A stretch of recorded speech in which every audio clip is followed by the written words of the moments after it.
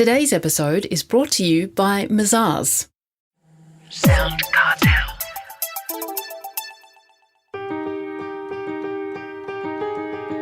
From SoundCartel, I'm Nicole Goodman, and this is Business Essentials Daily.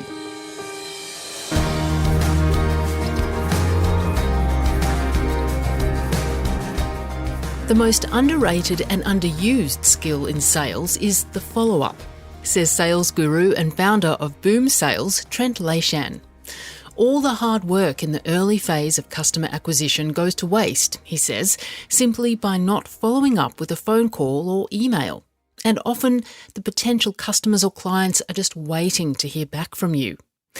Trent explains how to follow up using digital and some more traditional methods. Ultimately, though, process and structure are the key. OK, if it's so effective, Chris Ashmore asks, why don't businesses do it more often? It could be lack of care, lack of process, lack of structure. I think the lack of care is sort of something that comes through a lot in transactional selling, because I guess can be an order-taking aspect to the selling process. So they just continue to move to the next prospect. And by doing that, they are demonstrating a lack of care, but it just maybe they're unorganised. They don't have the right processes in place. And the process is really important, I think, for follow-up and structure. And the other thing to that is follow-up means work. You know, there's a work element to following up. So everyone likes to talk to red-hot customers that really literally have their credit cards poised. But when you've got to do the work and you've got to follow up, and that might be 5 or 6 times, then that can be very time-consuming. So they go and gravitate towards the low-hanging fruit. So you're having a structured process, but also using data at the same time is really important to understand what works. And that's different in every business. So how should we follow up? Do you have any suggestions on what a process could look like? I would say stick them into a database and just blast them emails once every couple of days. No, just kidding. There's different ways of, that was a joke. There's different ways of following up. We use the digital platforms now as a way to stay connected. So there's a B2B environment. You're using platforms like LinkedIn. B2C is a little bit different. So you're connecting in using technology. Email obviously is a very fast and efficient way to follow up people, but it can be ineffective because most email is considered spam. We just get hammered with email, so it can be inefficient. It needs to be used in the right ways. But having a process and structure, and then obviously you need to be able to use data to understand, how to manage your time effectively. Because if you've got 900 clients, there's no way you can follow up those 900 clients in 12 months. You need to be literally calling them daily because the maths just don't work. Not uncommon for us to go in and talk to a business and get an understanding of their process and customers and find that they just don't have time. They haven't called or followed up a key client in maybe 18 months, 2 years, just because they are, in their own world, time poor. But it's often just the symptom of a lack of process and structure. Do you have an example of how following up through a process has worked for a business? We radically transformed a business from 2 million to 18 million in revenue that had been in operations for 7 years. So the salespeople were just pumping out proposals and not following up. What we actually did was we contacted clients that we had identified that hadn't been converted to clients and asked them about their experience working with this company. And their overwhelming response was, I did meet with the salesperson, BDM. I thought their offer was quite good, but no one ever called me back. There was lots going in the front end of the sales process, but they weren't following up properly. The other example which we might use is when I bought my Ford Raptor, I made an inquiry to the dealer. I spoke with a gentleman there very briefly.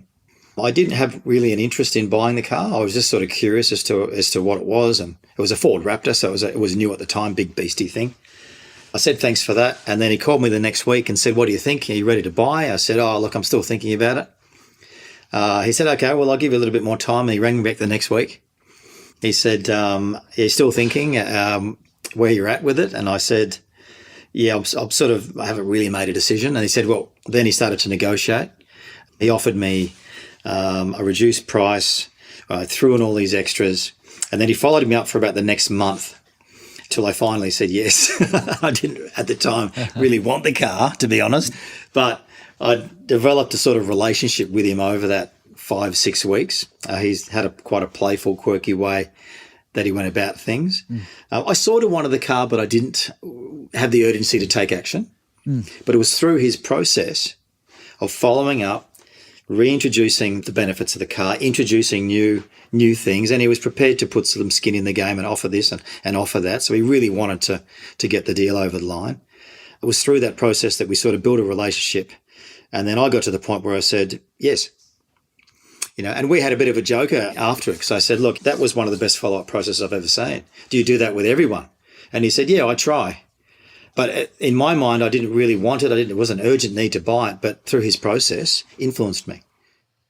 I'd suspect that you never said no in the process. You've said, I'll think about it, not yet, or that kind of thing. So unless, I suppose, until he hears the word no, an emphatic no, the deal is still there to be sold. Would that be fair to say? It's a fair assessment. What I was giving him was the deadly maybe. Now, that maybe is extremely dangerous to a salesperson, because you could have millions in your sales pipe of maybes. The reality is maybe 5% less of that pipeline will drop because, you're not talking to the right person. You're not getting enough yeses. There's not a compelling reason to act today, as opposed to maybe next week, maybe next month, maybe next year, maybe never. So I think you need to be resilient in the follow-up process. But again, you need to stick to your process, which is having a method, because you trust the process. Is there a particular time frame to follow up? Is it every second day? Is it the next week? Is it the next day? Or just depends on what it is, what your business is selling? It does depend on the business. But I think there has to be an understanding of performance data. So what's working? So you'll go through your performance data maybe over the last 3 years, and you'll be able to establish, okay, how long is the average buying cycle? On average, it's 60. Then I need to work out a frequency within that 60. I'll know if I'm going outside the parameters of what's reasonable. So on average, it may take 5 follow-ups to make that sale in that buying cycle. So I know that I shouldn't be at 30. And that's borderline harassment. And I know I shouldn't be at 1. But each business is different. If you have a ferocious appetite for follow-up, you'll be vastly more successful. It shows you care. It shows professionalism. It creates efficiencies. And it's a really, really potent skill that's often undervalued and underutilized. But the ferocious nature in which you follow up has to be structured, and it's got to be done in the right way. That was Trent Leyshan, founder of Boom Sales.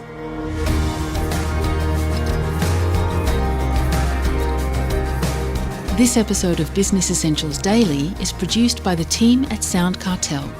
Thanks for listening. I'm Nicole Goodman. We'll bring you more Be Daily tomorrow. Follow @BE Daily Podcast across social media and head to bedaily.com.au for more from the Business Essentials Daily podcast. SoundCartel. This episode was brought to you by Mazars. To find out more, visit mazars.com.au. That's mazars.com.au.